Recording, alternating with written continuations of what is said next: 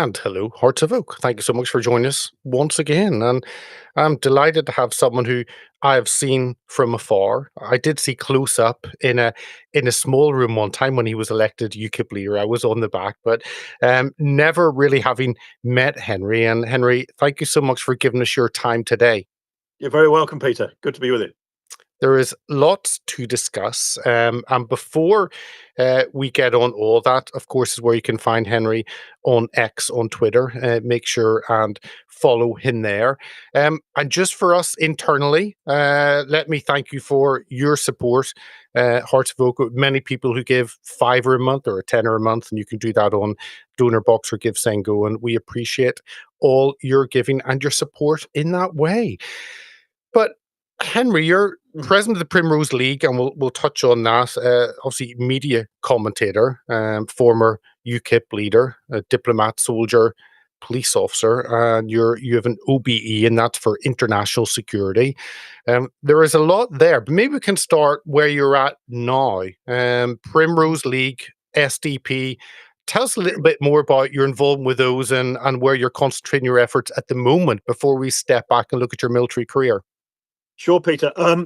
Just to warn you, there's so much in that. So many things that brought me to where I am that I'll try and hit the wave top sort of main points. But if I'm going on too much, you're going to need to stop me. The UKIP leadership thing was to a large extent a personal disaster for me. We can talk about that, the politics of that later. But I mean, the upshot of that is that I lost my family, I lost my home. Because I was denied any form of support by the national executive, no matter what they say, that's the reality, including financial. I funded all of my activities during that leadership time from my own pocket. And so I lost all my savings as well. I basically, at the end of that, and it was the story behind that the public were not aware of. What they saw was that I had an affair, that the person I had an affair with had sent some messages that were racist, frankly, were racist in nature. She's admitted that. We're not together now, haven't been for sort of 3 years or so. But that was the ammunition that was needed to get rid of me. But I'd been fighting that battle from the day I was elected, because the party didn't want me, the national executive didn't want me there, and certain people within that were agitating. So, and the politics of that we can discuss if you want. But that left me with absolutely nothing in life. I was for a few days I was actually homeless. I was treated for depression briefly, but then pulled myself back up. And sort of in good military fashion, sort of just got a grip of myself, kicked myself in the arse, and thought, no, if I don't stand up myself, nobody else is going to stand me up for me. The thing that I have felt all the way through that part of the journey is that the United Kingdom needs vision. Nobody has provided it yet in British politics. Where do we want to be 20, 25 years from now? How do we want to be seen by the rest of the world? How do we want to interact with the rest of the world? What do we want for our own people? Leaving the European Union, fine. All these policy issues, yes, but what's it all for? Where do we want to go with this? Nobody's done that, and there are reasons why nobody's done that. But I was determined to try and do it. I wanted to use UKIP. There was an opportunity there, given the profile of UKIP at the time. I failed in that for reasons partly that I've just touched on, but that's never gone away in me, and I have been passionate that actually that vision needs to be projected, and to project it, instead of fighting between ourselves on the right of British politics, and indeed the centre right, through the sort of bulk of the right, we actually need not necessarily to unite, but we need to stop fighting amongst ourselves.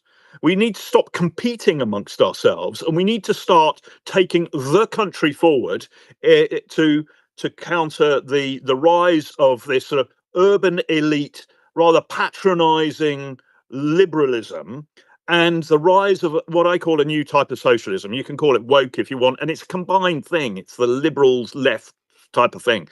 The old-fashioned working class socialists, if you like, solid patriotic people in the main. A lot of them were in UKIP, good solid people, the old school, sort of mine workers, shipyard workers, all, the industry's changed, that's changed, but those people still are not really represented by the Labour Party, by the Liberal Democrats, or anybody else really. Anyway, so I thought, okay, how am I going to do this? So I took inspiration from Lord Randolph Churchill, Churchill's father, who set up in 1883 the Primrose League. The purpose of that, life was much the same in Britain. There was a big discussion about, the urban liberal elite were trying to lecture everybody else. They thought they knew better than everybody else. They thought their empire was a bad thing. You'd got a rising tide. If you think that was after the French Revolution, but before the Russian Revolution. So you've got across Europe this tide of socialism, which we can't really appreciate these days, I suppose. But and you'd got this divided society, because in those days it was divided between the very poor, disenfranchised, sort of urban working class, and the aristocracy still really, if you like, the ruling class. And so it's divided. Brexit has divided us. Many things have divided us, and we're suffering for different reasons, much of the same problems in society today and challenges. So he set this thing up, put the interests of the United or Great Britain and the Empire first, bring people together who are united by. They might have all sorts of different political views, but united by the idea of putting Great Britain and the Empire first. And he created the Primrose League, and it was named after the Primrose League because it was based really on the philosophy of Benjamin Disraeli, who allegedly, it may well not be true, but his favourite flower was the primrose, and Queen Victoria sent him a wreath of primroses at his funeral, Disraeli. So that he was very popular in those days, and before the Remembrance Day poppy, people used to wear primroses on the anniversary of Disraeli's death. So it was a very, very powerful symbol back then, and it's benign. It's not, nationalistic. You can't say the primrose is nationalistic. You can't, So I thought it was the whole concept. Instead of reinventing the wheel, let's try and reinvigorate it. Problem subsequently with it is that it's a little bit in abeyance at the moment. I'm a little bit, if I'm honest, I'm unsure where to take it. The reason being that just as it was starting to get traction, the whole reform thing started to gain momentum. And so people aligned with that, and as a result have become tribalized in a sense. And even that's now divided. So really getting traction with the Primrose League, which was intended to be beyond party politics. It doesn't matter what party you're in or none. If you believe in Britain, believe in putting the United Kingdom first and our interests, then that's what it's about. But now that's been kind of pushed off the rails by reform, and some of the people that I was talking to about, being part of the Primrose League decided to jump onto the reform bandwagon, and because they've become relatively high profile with that, it kind of would make the Primrose League look a little bit tribal. So it's a bit difficult, if I'm honest. So where am I now? I'm now in the SDP. I've joined the SDP.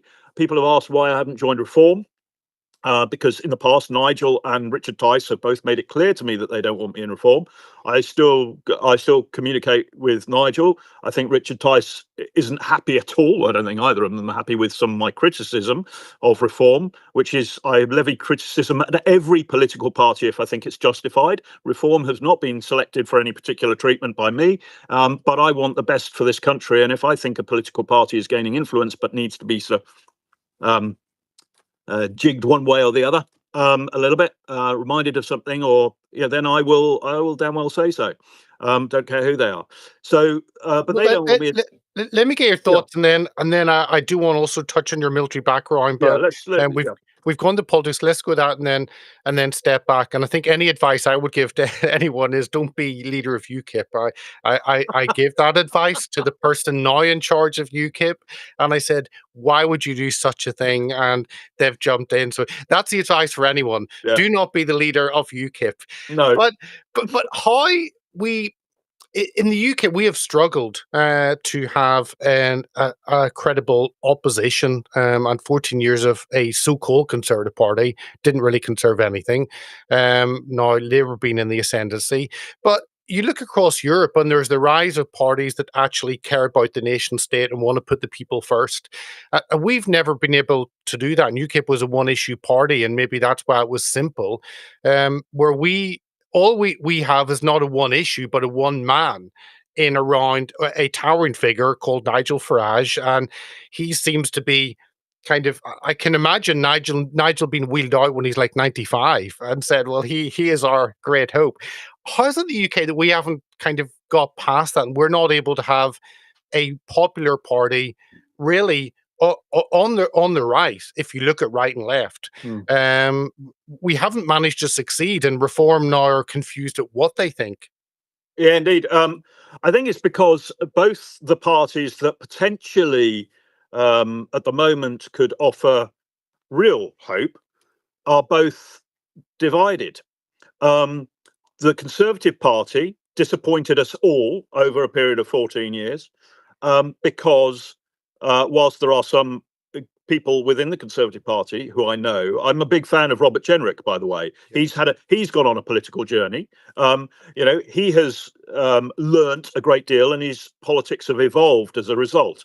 But I think he's a man definitely to watch for the future, and I think there can be hope in him. The problem is that if he became leader of the Conservative Party, he's still got a sort of problem that, in a way, I also had to deal with UKIP, and Nigel's having to deal with in Reform, and perhaps neither of us dealt with it very well. But he's got a divided party. He's got a whole bunch of people in his party that should, frankly, be in the Liberal Democrats. But they, like a lot of politicians, hitched their horse to a particular cart or their cart to a particular horse because they thought it would get them elected. So there are Liberals in the Conservative Party who have no right to be there. Now, how does any leader of that party deal with that, and which way is that party going to go? I don't know. But that has held us back for 14 years. Reform is not a great deal different, because Reform is, again, I think, suffers in a sense from that one cause UKIP time, where it was all about Brexit. It was all about getting the referendum and then winning it and then leaving the European Union. I'm sort of UKIP, Brexit Party, Reform, and never been a vision, and actually never any planning or detail behind it. So it's all very well and good saying we're going to leave the European Union, and I had this as a passionate argument with Nigel. But okay, what then? We've got to have a plan. That vision, okay, we want to get to somewhere. We've got to define where that is, and we've got to develop a plan for getting there. And out of that plan is basically our suite of policies. How are we going to do these things? Present that to the nation. But nobody does that in politics at the moment in this country. If you look at the parties that you're talking about in Europe, or even if you look at the Trump administration, and at the moment I've got a great deal of concerns about that, but but people think that all you have to have is a character like Nigel or Donald Trump, and you can drive through any problem, any obstacle, and make anything happen. That simply is not the case. Twofold reasons. One is that in the United Kingdom, we have a different political system. Donald Trump is both head of state and the chief executive. So, if you like, king and prime minister rolled into one. And we don't. We have a very different constitutional makeup, and I'm glad we do, because there are more checks and balances in it. And so you can't do the same things overnight. Second thing is that our legal system is different. So, for example, on borders and immigration, we have tied ourselves into the ECHR. We've got the Human Rights Act. We've got all of these things that we've tied ourselves into. We need to untangle ourselves from them. The United States doesn't have that. Okay, so there are many things, but also, you've got to have a plan. And Donald Trump, from the day he was elected to the day he took office, had teams of incredibly knowledgeable people. Agree or disagree with their politics is another thing, but they knew how to structure things, and his executive orders weren't just simply direction. I want this to happen. I want that to happen. If people took the time to actually read some of those, they would see that they are actually pieces of legislation that equal the sort of legislation that goes through the House of Commons. They're major pieces of legislation, and they're called executive orders, and it gives the impression that you can just be directive. Didn't work like that. So we need to have planning. We need to have depth to what we've got. Reforms simply don't have it. And I would say, to be fair, no political party really has that. So we're in a mess. And that's the answer to your question. No leadership. And what leadership we've got, for example, in the form of Nigel, or I would say Robert Jenrick, but Nigel doesn't do detail. That party doesn't do detail. So that's a problem. And there is no vision. Robert Jenrick definitely does detail, but he's got a party that is half of it, at least more than half, doesn't want to go where he wants to go. Ideologically, they're separate. Those are obstacles that we've got. I mean, my one thing, as I said to you, briefly mentioned, I joined the SDP because although a very small party at the moment, they are thoughtful people. And they, what is it we want? What is it we want to achieve for the British people? Because I think the mechanism should be applied by all political parties. What is it we want for the United Kingdom and the British people?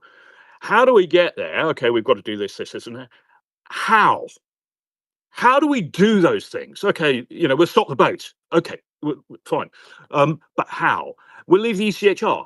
But then how do you manage the second and third order effects, of which there are a myriad? They can all be done, but it cannot be done by leaders or political parties that don't have a plan in place to do it. We did that with Brexit. And as I told Nigel back at the time, what will happen and has happened is that if nobody's got that vision and plan in place, I don't care whether you do detail. If you haven't done the detail, then you'll have a pregnant pause. We'll be firefighting as various minor crises hit us on trade or borders or immigration, whatever it is. And we'll be firefighting in an incoherent manner. Our policies will come across as knee-jerk. We will look as though we're in crisis management, continually, whatever government, and people will start to question whether or not Brexit was a good idea. And whilst that's happening, the people who are ideologically wedded to the European Union will reorganise, regroup, and come back at it. So we'll be on the back foot. We've got to do the detail. Well, can I ask you, because you talked about vision and a plan, and I think this is something that divides Nigel and Trump, and I know Nigel would like to think he's a Trump figure. I think it's dangerous to compare yourselves to someone of that stature. That maybe fits with Nigel's feeling about himself. But on the present Trump, he's come in. He's done the executive orders. He has a plan. He knows exactly what he wants to do, and again, whether you agree with him or not, actually, he's someone who leads from the front. Nigel seems to be, and Trump has charisma. Nigel has the charisma, but seems to be someone who doesn't necessarily lead from the front. I don't know. And you mentioned about when you get to power, what do you do with it? Trump knows what he's going to do. My worry is that we could have 2029, Nigel gets into 10 Downing Street, and it's just like Boris. He has no clue what to do. He thinks he has a right to be there. And I think Nigel is driven more by focus groups and finding out what the public think instead of leading the debate. Is that where do you fit in that? Do you agree or disagree? I think that's a very good description of the situation, and it is why. I mean, on politically, I can disagree with Nigel, and in terms of his style and his approach to this, I think he's wrong. I like to have a beer with him. I like to talk about events. But once we talk about sort of solutions, I feel as though he doesn't really want to go there. But there is a major difference between people like Boris and Trump on the one hand, very different characters, but still, and Nigel. And that is that although Trump doesn't do detail either, he's a he'd probably say he's a strategy man. I don't think he is, but I want this done. I want the southern border secured. I want fine, but he will then delegate that task to other people.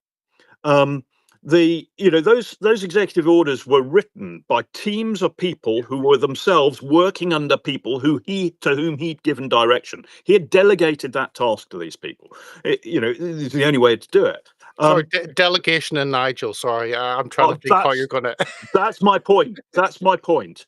So you can be that larger than life character, that have that presentation, that presence, be able to project your party out there, but your party is nothing if you've got if you're not prepared to put good people who potentially are competing with you, who potentially may even outshine you with the media on occasion.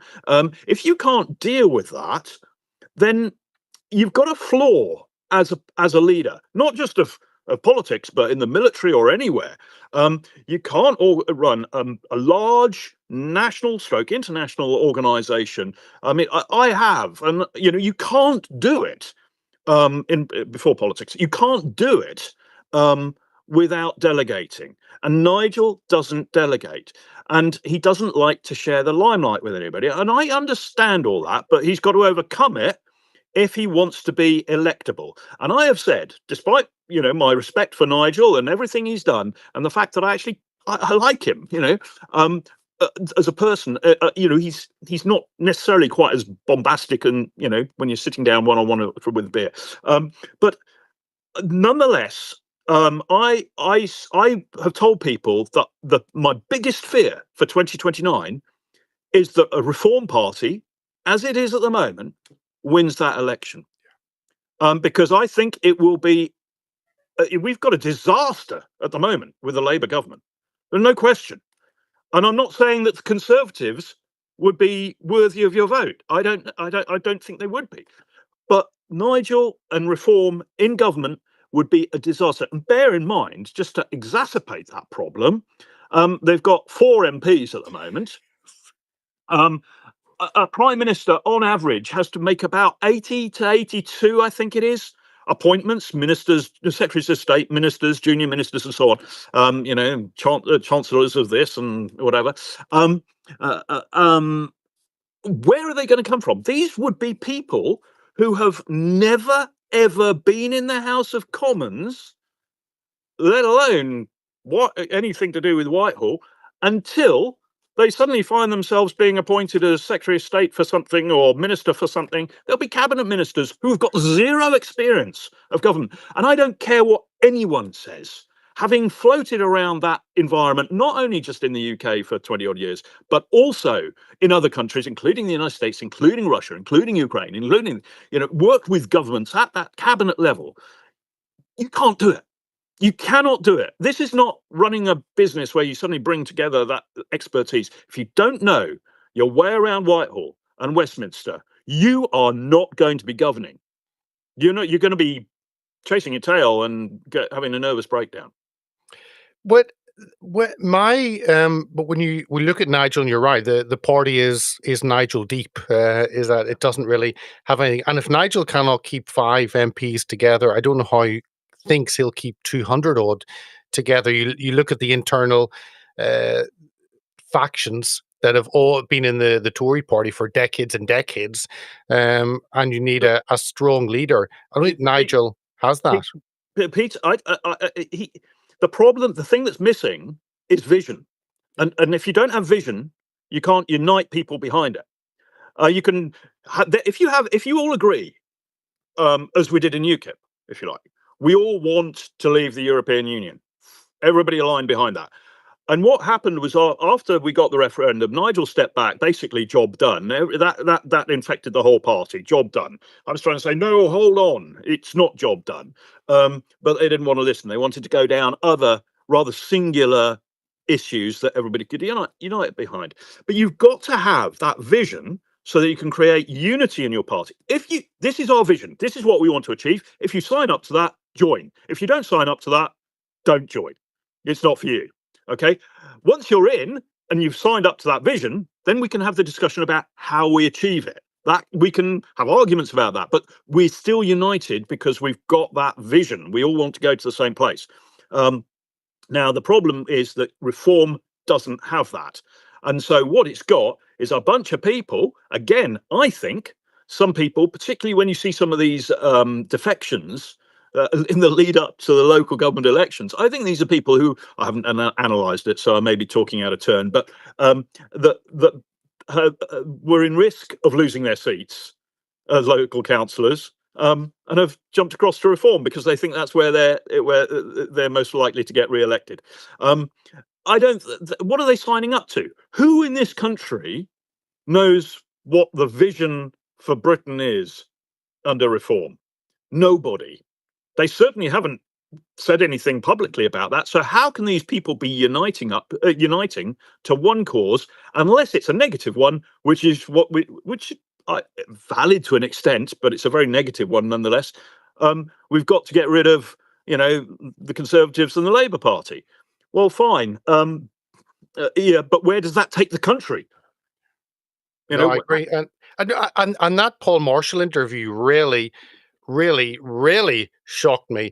That Nigel said, "No, won't deport people who are here illegally," and then he posted later about those who are here illegally commit 1 in 4 sex crimes, something are committed by them. So we should deport them. Why do you need to wait until someone actually rapes someone to deport them? So to me, I mean, what Rupert Lowe was talking about seemed to be common sense, that you don't want people here who shouldn't be here and you should get rid of them. And Nigel seemed to pull back from that, which you think would be a natural policy for a conservative voter that doesn't know where they are anymore, or a traditional UKIP voter, or a reform voter. You'd think they would understand that you remove people who shouldn't be here. And Nigel seemed to shy away from that, which makes me, again, go back to your point. I don't then know what reform are about.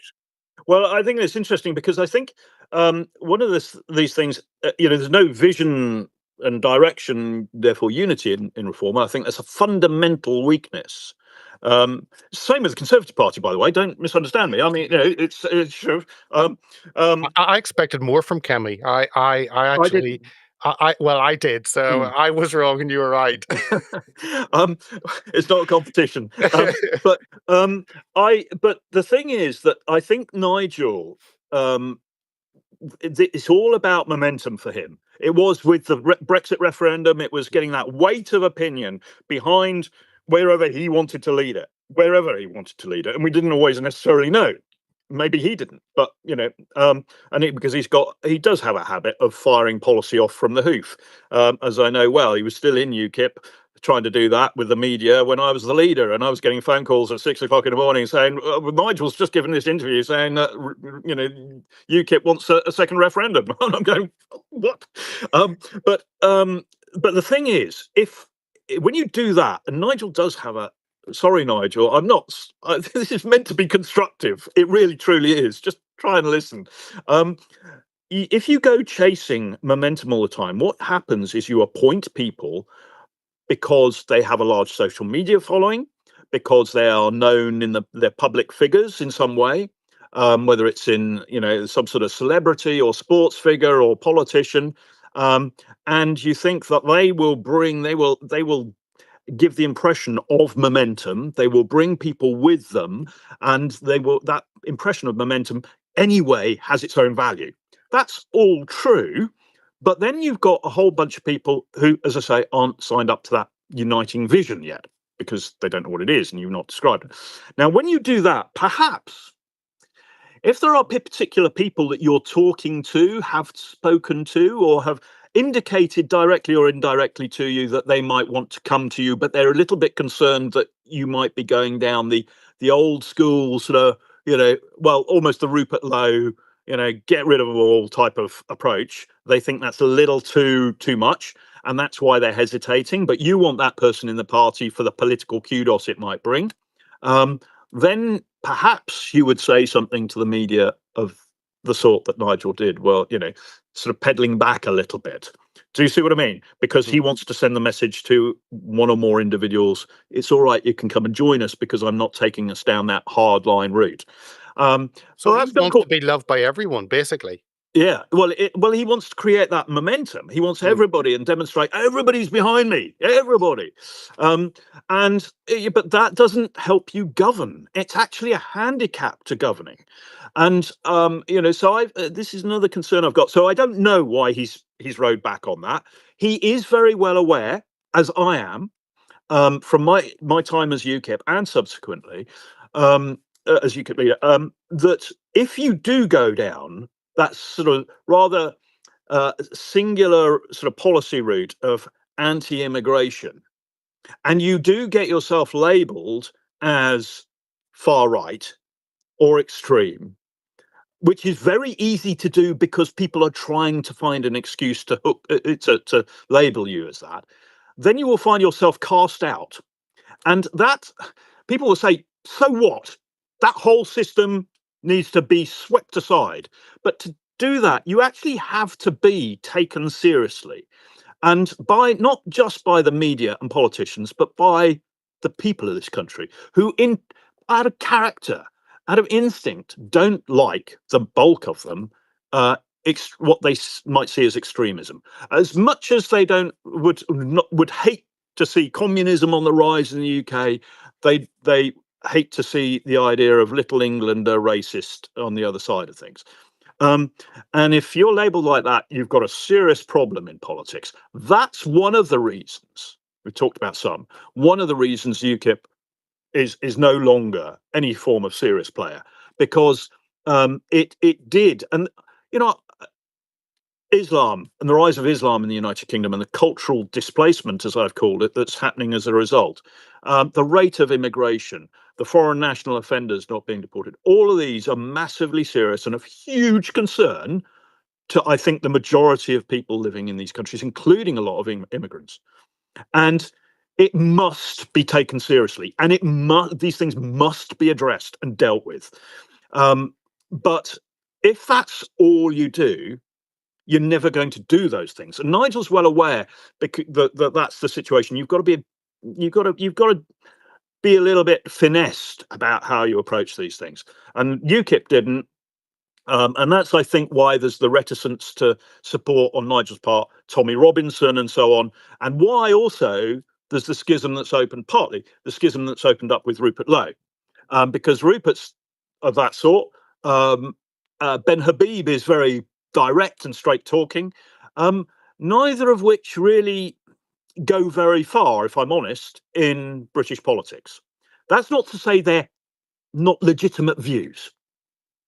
But when, as a party, if that's what you're doing, then the British people won't take it. They want things done, but they want it done by rational people who can justify what they're doing in a calm, measured way and come across as very reasonable, decent people, not bullish and prejudiced in that way, which is very easy, as I say. So Nigel's wary of that. I'm quite sure he is. I've not spoken to him about this for a long time, for some years, but I know in the past he was wary of it, and I think rightly so. So, you know, if Rupert were to be a little bit more, it's probably too late now. That I think that relationship is too damaged.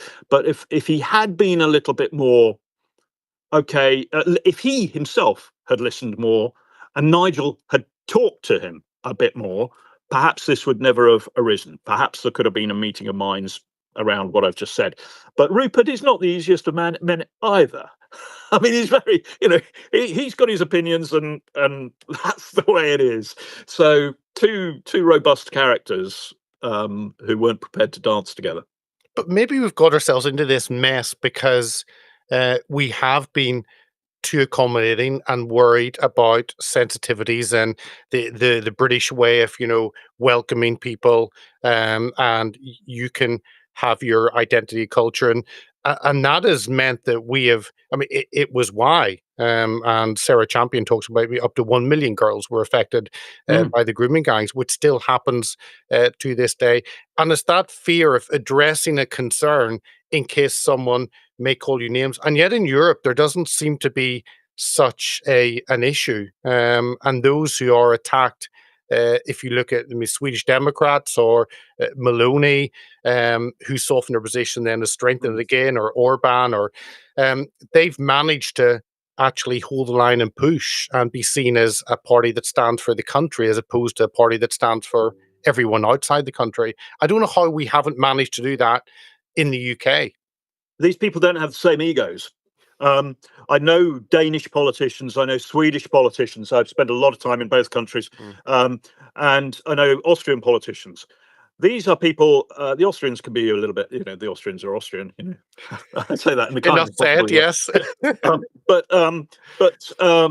The Danes and the Swedes are very Scandinavian, but and we're very British. Okay, but what I mean is that that in these countries they want power, they like prestige, they like status.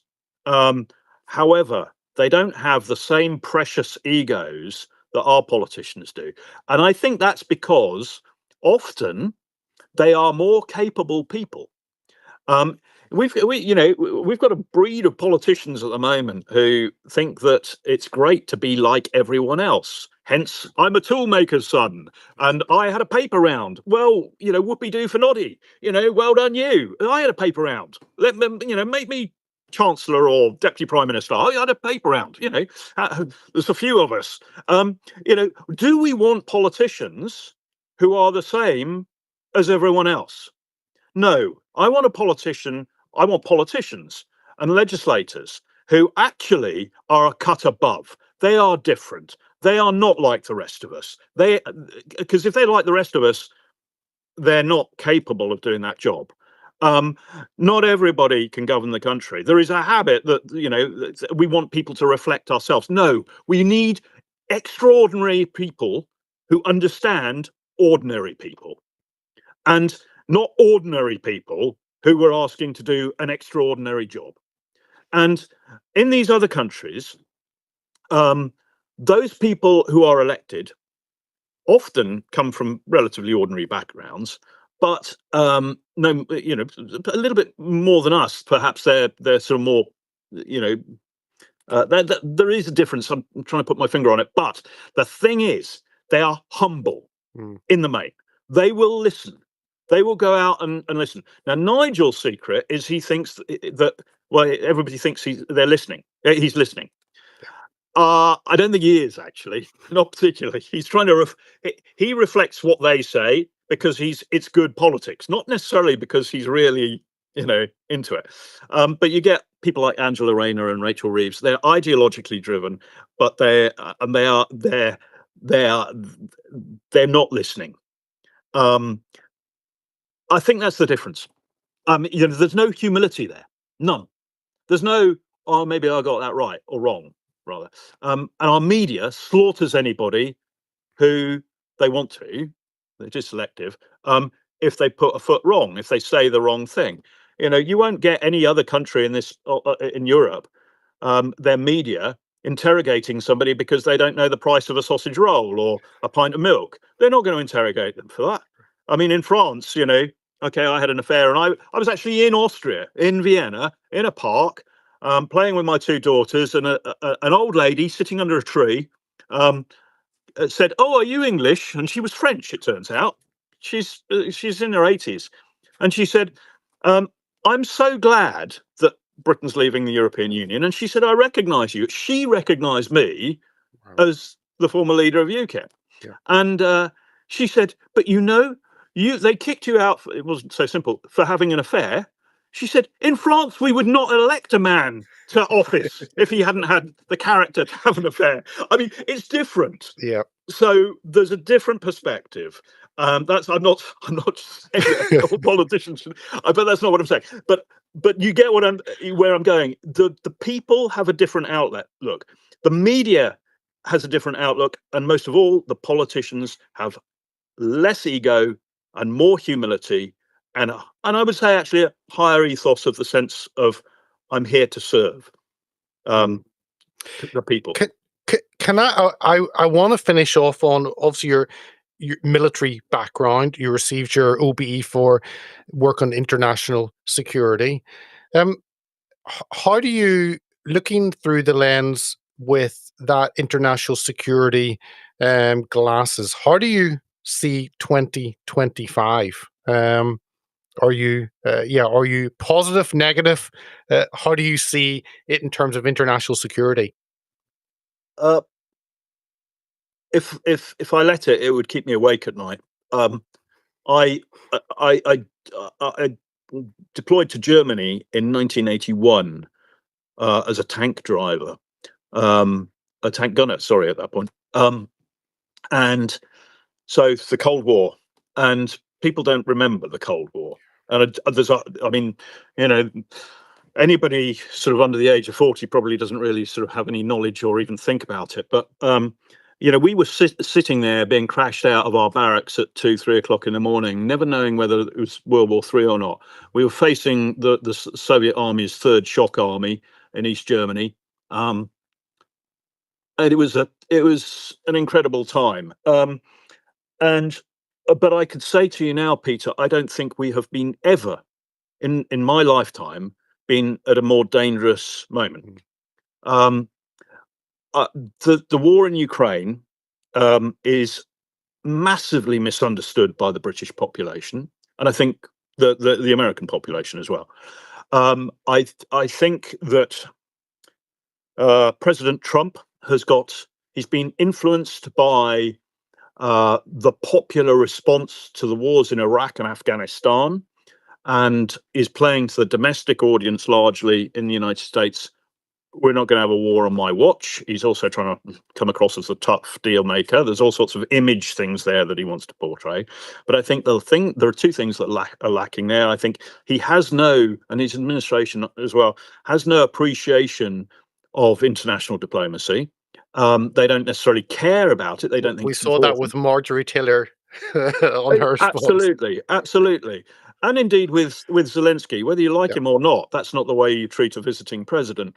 In my view, it doesn't help to build bridges and confidence with your friends and allies. I don't think he understands the Russians either, and his administration doesn't. And I say that because you talk about the OBE and so on, but a lot of what led up to that was my work actually negotiating international security agreements between Moscow, Washington, Brussels, Berlin, Paris, and so on, and at ministerial level. So I know these people, and I know them at that level, both Ukrainians, Americans, and Russians. And I think one of the major problems that we've got with our relations with Russia, even Ukraine aside, is that almost no one in politics or even diplomacy in Europe or North America understands the Russian perspective. I'm not judging the Russian perspective actually on that, but if you want to avoid tension between two different power blocks or three different power blocks, whatever, more now, then you have to be able to understand that you speak a language. And I'm not just talking linguistically, but in your way of thinking. So there's a connection. They do. You've got your different perspectives of the world, politically, socially, culturally, whatever. And you can't talk as though you actually come from the same history, society, culture, and everything else. You have to be able to bridge across. You have to be able to put yourself in their position and understand them. Problem that Russians have is with us, the problem in this is that the Russians aren't very good at doing that either. And they also look like us. And so Europeans think that Russians in Moscow think like they do because they look like they do. They dress like they do. They like the same things in many respects that they do. And so we think that they think the same way, but no, not at all. So there's a massive problem there, and it worries me because Trump's approach to Ukraine. We could talk. It's a huge subject. How that war came about, how I think it might end. But if you get the piece wrong, you build into that piece a future conflict, and invariably when that happens, that conflict is worse. People are saying, well, we've got to do everything we can to stop this war.